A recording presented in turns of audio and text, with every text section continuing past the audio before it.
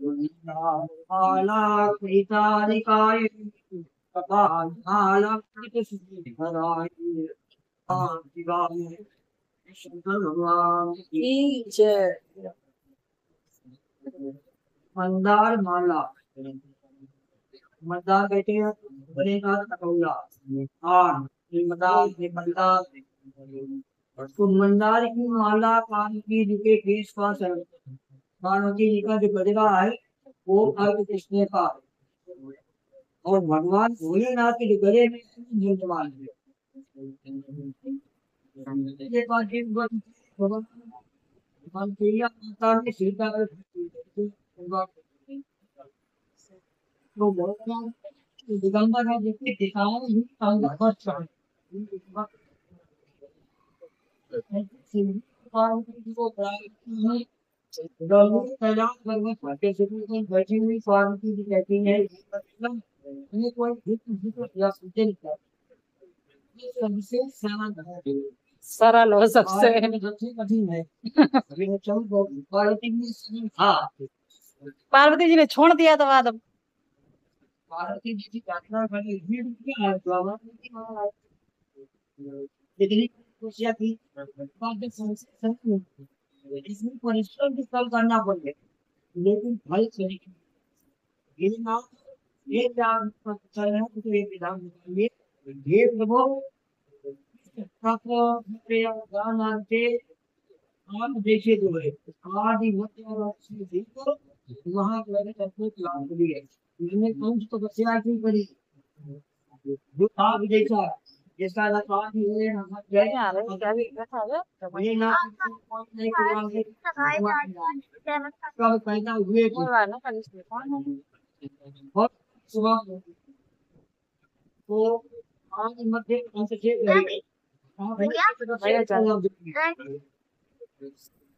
इसमें 2 मिनट तो तपस्या सबसे सह गई है तो कोई गुना भैया अपने बहुत सही गंगा में तो भाग में चढ़ाता है तो कोई का हमारे कल होते हैं अभी बड़ा उन्होंने चीज रखते साथ पार्वती की बड़ी प्रसन्न थी मुझा सिंह जी बोली कि हे देवी सुनो मैं तुमको एक व्रत जो मेरा सर्वस्व है और जीवाने योग यानी गोपनीय भी है लेकिन तुम्हारे तेल के वशीभूत होकर मैं तुम्हें दूंगा जैसे नक्षत्रों में चंद्रमा क्षत्रिय ग्रहों में सूर्य वर्णों में ब्राह्मण देवताओं में विष्णु भगवान नदियों में गंगा पुराणों में महाभारत वेदों में सामवेद और इंद्रियों में हिमन ये श्रेष्ठ हैं सब पुराण और वेदों का सर्वस्व जिस तरह कहा गया मैं तुम्हें एक प्राचीन जग बतला एकाग्र से इस व्यक्ति भाव से तुमने मेरा आदर आसन दिया है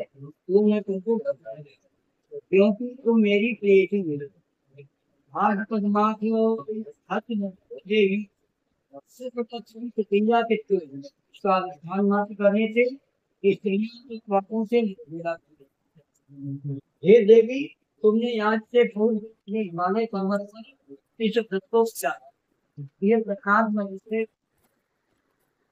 शांति नियम का हिना क्यों किया ये सब आपकी मुक्ति सुनना जब पार्वती की सब कुछ मालूम है जो किया था लेकिन कभी माँ की मुक्ति सुनना चाहिए ने कहा भारत वर्ष के उत्तर की एक बड़ा गंभीर और वे प्रभु में देश हिमवान नाम का पर्वत है जिसे लोग हिमालय उसके आसपास तरह तरह की भूमि है तरह तरह के वृक्ष उस पर लगे हुए हैं झपकी मार रहे की पक्षी अनेक प्रकार झपकी मार रहे का ऊपर निवास करते हैं वहां पहुंचकर गंधर्वों के साथ बहुत से देवता सिद्ध चारण पर सर्वदा प्रसन्न मन से चलते हैं वहां पहुंच करके गंधर्व काफी अब सराय नृत्य करती है कुछ पर्वत में इतने ही सीधा रहते हैं कि दिन में मणि आती पता लाइफ ये पर्वत इतना अधिक है खत्म हो गया आकाश का स्पर्श भी बहुत ज्यादा है और बिल्कुल ऐसे ही लगता है बादलों में हुआ था तो हम लोग आंखों में क्या क्या ही हो बादल समस्त सिंगर सजाए वर्ग से आध्यात्मिक और गंगा जल की ध्वनि सदा सुनाई देती है मतलब गीत होती है पलकर ध्वनि गंगा की ये पाठ बारिश ने उसकी तरफ क्या बारिश तो उल्टी लटक कर केवल धुआं पीकर रही थी वज्रवती चौथे घंटा की बात बारामती धुआं पीकर चौथे को बस कर छूटे बचने खाता है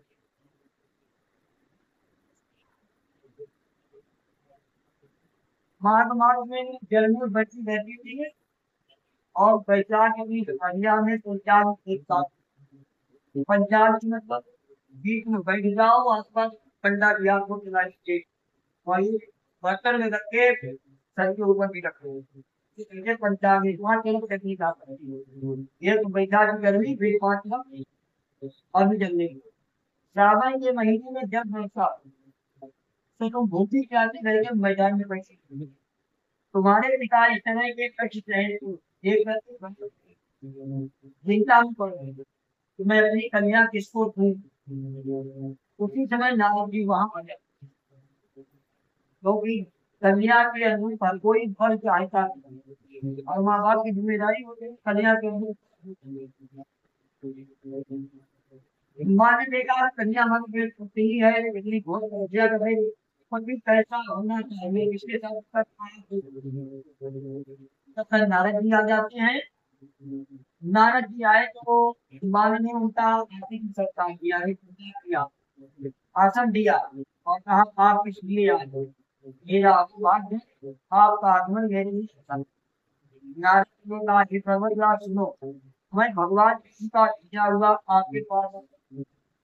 आपको चाहिए कि ये कन्या रत्न की योग बल को दे भगवान विष्णु के समान योग बल ब्रह्मा इंद्र और सूर्य में से कोई नहीं इसलिए मैं तो ये कहूंगा कि आप अपनी कन्या भगवान विष्णु को दे नारद ने मंत्र नीचे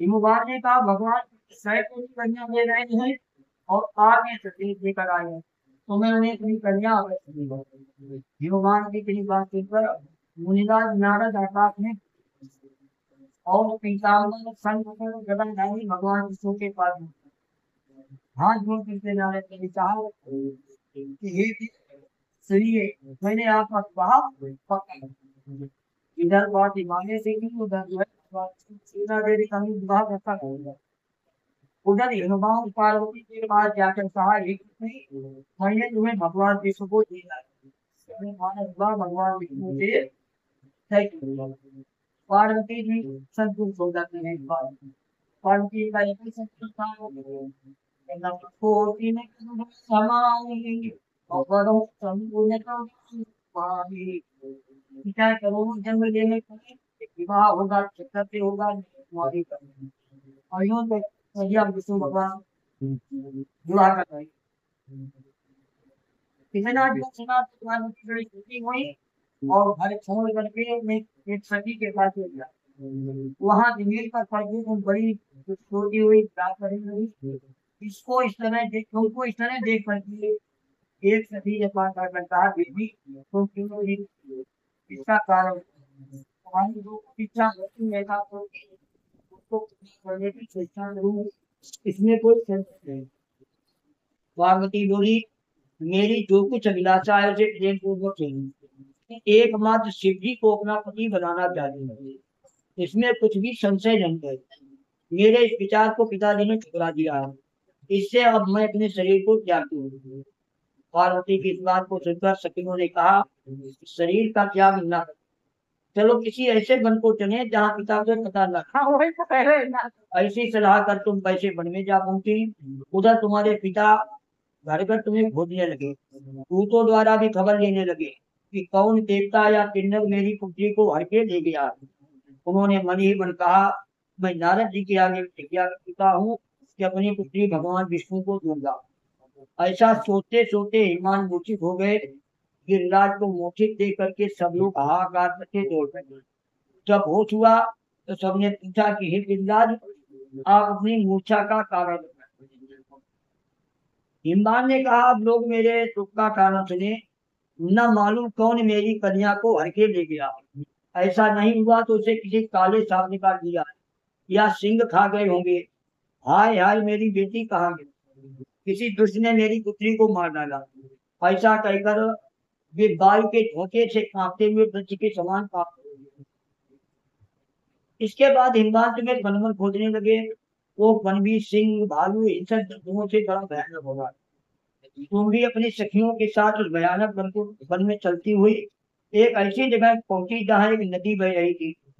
उसके रमणीय तट पर एक बड़ी कंदरा थी। तुमने उसी कंदरा में आश्रम बना लिया और मेरी बालिकामयी प्रतिमा बनाकर अपनी सखियों के साथ निराहार रहकर मेरी आराधना करने लगी। जब भाद्रपद शुक्ल पक्ष की हस्तयुक्त तृतीया तिथि प्राप्त हुई, तुमने मेरा विधिवत पूजन किया।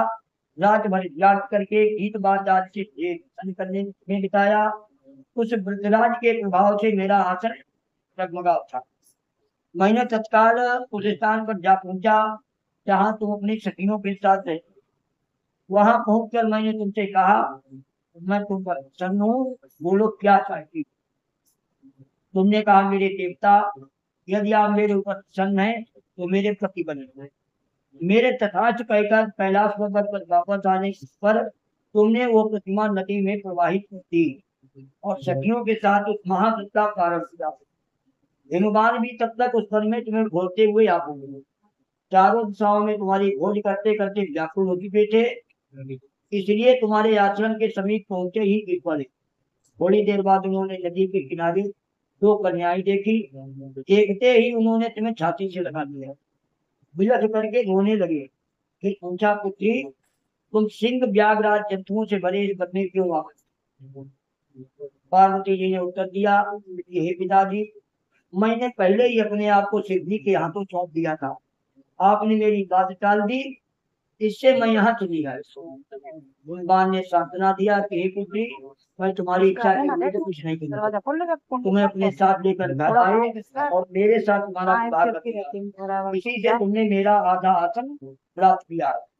तब से आज तक किसी के सामने मुझे ये व्रत प्रकट करने का अवसर नहीं प्राप्त हुआ। हे देवी, मैं ये बताता हूँ कि इस व्रत को हरतालिका नाम क्यों पड़ा। तुमको सखियां हर कर के दे गई, किसी से हरतालिका नाम पूछा। पार्वती जी ने कहा, प्रभु, आपने नाम तो बता दिया, अब विधि भी बताएं, इसका क्या पुण्य है, क्या फल है, ये व्रत कौन करे। श्री शिव जी पार्वती से कहते हैं, देवी, मैं स्त्री जात की भलाई के लिए उत्तम व्रत बताया हूँ। जो स्त्री अपने सौभाग्य की रक्षा करनी चाहती हो, यत्न पूर्वक इस व्रत को करे। पहले केले के खंभे आदि से सुशोभित एक सुंदर मंडप बनावे, उसमें रंग बिरंगी रेशमी कपड़ों का सफेदा लगाकर चंदन आज सुगंधित द्रव्यों से मंडप में डुबावे। फिर शंख, भेरी, मदनगार बजाते हुए बहुत से लोग एकत्रित होकर तरह तरह के मंगलाचार करते हुए मंडप में पार्वती तथा शिव जी की प्रतिमा स्थापित करें। उस दिन कुछ रोज दिन भर उपवास कर बहुत से सुगंधित फूल, गंध और मनोहर फूल, नाना प्रकार के नैवेद्य आदि एकत्रित कर मेरी पूजा करें। रात भर जागरण करें। ऊपर जो वस्तुएं गिनाई उनके अतिरिक्त नारियल, सुपारी, चमेली, नींबू, लौंग, अनार, नारंगी या जो फल प्राप्त हो सके इकट्ठा कर दें।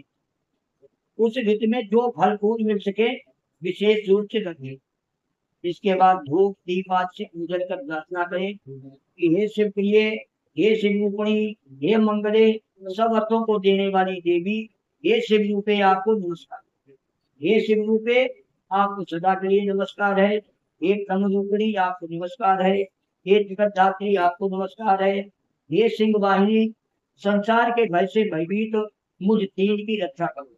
इस कामना की पूर्ति के लिए मैंने आपकी पूजा की। हे पार्वती, मुझे राज को सौभाग्य दे, मुझ पर प्रसन्न हो। में इन्हीं मंत्रों से पार्वती तथा शिव जी की पूजा करें। तदनंतर विधि पूर्वक कथा सुने और ब्राह्मण को वस्त्र, गौ, सुवर्ण आदि इस तरह एक चित्त होकर स्त्री पुरुष दोनों एक साथ पूजन करें। फिर वस्त्र आदि जो कुछ भी इसका संकल्प करें। हे देवी, जो स्त्री इस प्रकार पूजन करती है सब पापों से छूट जाती है और उसे 7 जन्म तक सुख तथा सौभाग्य प्राप्त होते हैं। जो स्त्री तृतीया तिथि का खतना करके यानी भक्षण करती है 7 जन्म तक बंध्या रहती है, उसको बार बार विधवा होना पड़ता है, सदा दरिद्री, पुत्र शोक से शोकाकुल, स्वभाव की लड़ाका, सदा दुख भोगने वाली होती है और उपवास न करने वाली स्त्री अंत में घोर नरक में जाती है। चीज को अन्न खाने से सुपरी, फल खाने से गदरिया, पानी पीने से धुआं, दूध पीने से सापिन, मांसाहार करने से बाधिन, दही खाने से गिद्दी, मिठाई खाने से चींटी और सब कुछ खाने से मक्खी होती है। सुबह कुछ खाओ, आज सुबह कुछ खाओ, विचार का है। अब हम सब कुछ खाए मक्खी बन गया कोई राखी खाओ, जाने पर बैठ जाओ। दूसरे दिन तो उस रोज सोने से अजगरी, पति को धोखा देने से मुर्गी, इसलिए हर स्त्रियां व्रतवश रहती हैं। दूसरे दिन सुवर्ण चांदी तांबा अथवा बांस के पात्र में अन्न भरकर ब्राह्मणों को दान दे, व्रत का पारण करे।